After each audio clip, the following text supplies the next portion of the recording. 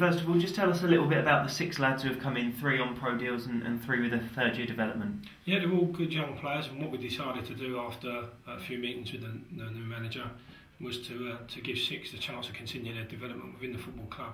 Obviously, people have heard about Mitch Pinnock, who's a wide left, very technical player, and Seedy Najee, who's obviously he's had a few minutes on the pitch with the first team, who's a big, powerful striker. Both young men that have got still a lot to learn. We've also taken on Ryan Auger, who's been with me. I've known Ryan now since he was 8, so it's come through last year. And Ryan, last year, we decided just to extend his contract as a 3rd year. And what's been really good in the year, he's been out on loan, and he's proven that he can adapt to men's football. Again, he's still got enough to learn, but he's shown Phil Brown that there's something there in his quality. He's got good delivery with his right foot and his left foot, so he's been awarded with a contract with us for another year.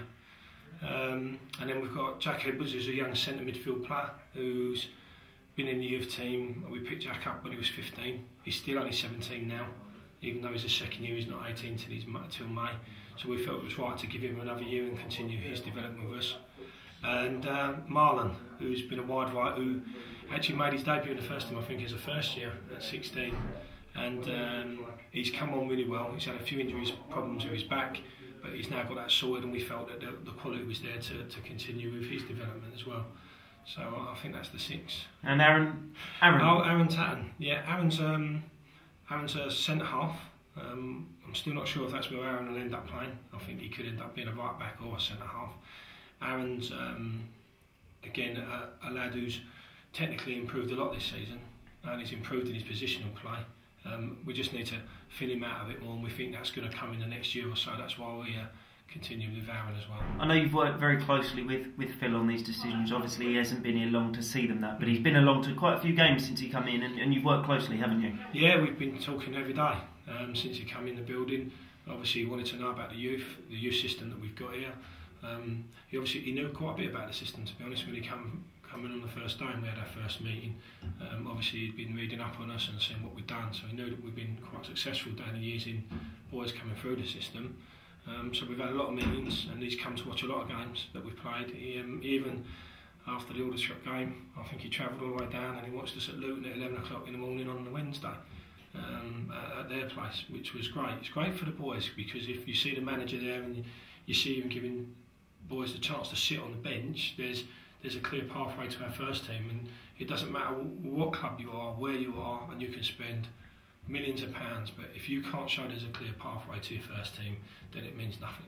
And that's been shown, hasn't it? And it must make you and the guys in the youth team department so proud to have seen Mitch and Seedy involved this season. Oh, it's been brilliant. Down the 7-8 years that we've been at the club, to see any of your young players that come through the system and go all the way through to the bench, but to actually step over the line, even if it's just for 2 minutes, that's a massive incentive to the next under 8 that signs, or the next under 13 that signs.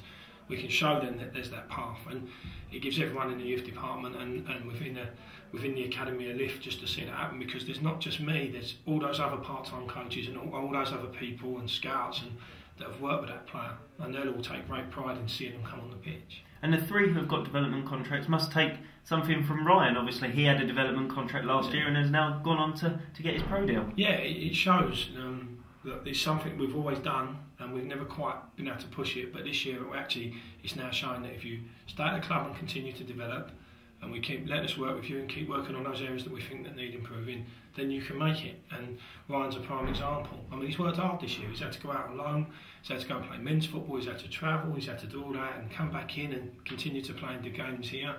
But he's worked hard this season and he's got his rewards for it. And finally, your season's over now. What are your reflections on the previous campaign? I feel for this year, in terms of as a group of players, we had a lot of individuals. Down the years we've had some good strong teams with 1 or 2 that were exceptional or were good individuals. But this year we've had a lot of individuals within the team, and I think that affected us in terms of some of the performances. Plus we went quite young this year. We played a lot of our under-16s.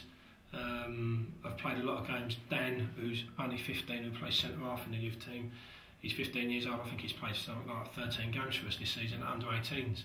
So we've had quite a young team at times, constantly shuffling it around and changing it.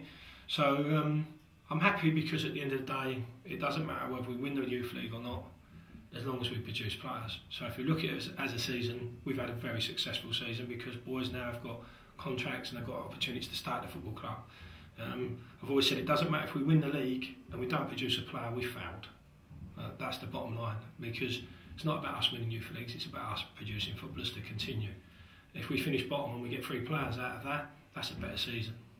And that's the way I sort of tell it all to the academy staff and all the way through. So we're pleased this year. We've had a very good year. I suppose having so many youngsters who are stepping up suggests there's quite a bright future for the football club. Yeah, I think if you look at what we've done recruitment-wise, Luke Hobbs, myself and the staff, Dave Johnson, Stuart Bimpson, the backroom staff in terms of the physios and the sports scientists, we've all had an input this year on terms of boys coming into the football club. So with the part-timers, we've got good kids coming through here, and we've looked at the system this year, and I think we've still got more to come, and this will definitely inspire more, and it will make more players want to come to Southend by seeing what's gone on here today with the boys being offered that chance, and 6 boys being offered a chance to start a football club. At this moment in time, that's a fantastic thing to put out there and into the football world. Thank you, mate. That's all right.